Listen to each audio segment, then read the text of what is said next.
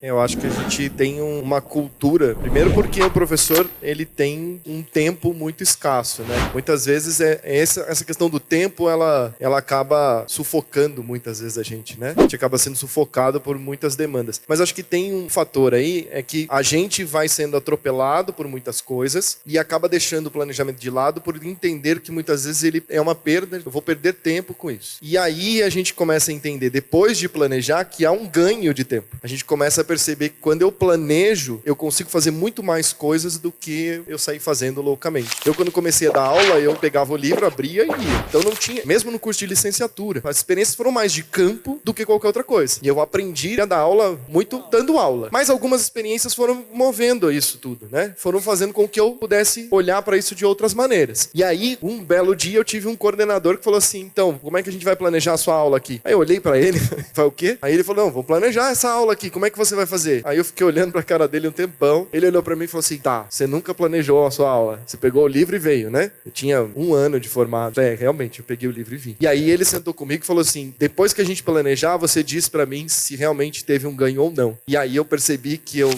estudantes estavam mais centrados no que eu tava fazendo. A gente tinha um ganho de notas, né? A avaliação passou a ser mais interessante, a gente teve melhores resultados. Por quê? Porque eu sabia onde eu queria chegar. Eu não pegava o livro, abria e falava, hoje eu vou fazer isso. Hoje eu vou fazer aquilo. Não, eu tinha traçado uma rota e eu ia corrigindo esse fluxo conforme o planejamento ia acontecendo. Então isso mudou muito. Então tem um pouco desse atropelo. A gente ainda vê muito atropelo e muitas vezes algumas indagações que os próprios professores fazem. Então eu acho que é uma pulga pra gente colocar atrás da orelha ali e pensar, né? Assim, tá, como é que eu posso instigar o meu colega? Se o planejamento é cheio de conexões, como é que eu posso ir além de planejar com parceria? E aí é outra pergunta também a se fazer. Como é que eu posso trazer esse colega comigo? Colega de história, colega de matemática, colega de geografia, de língua portuguesa e assim por diante.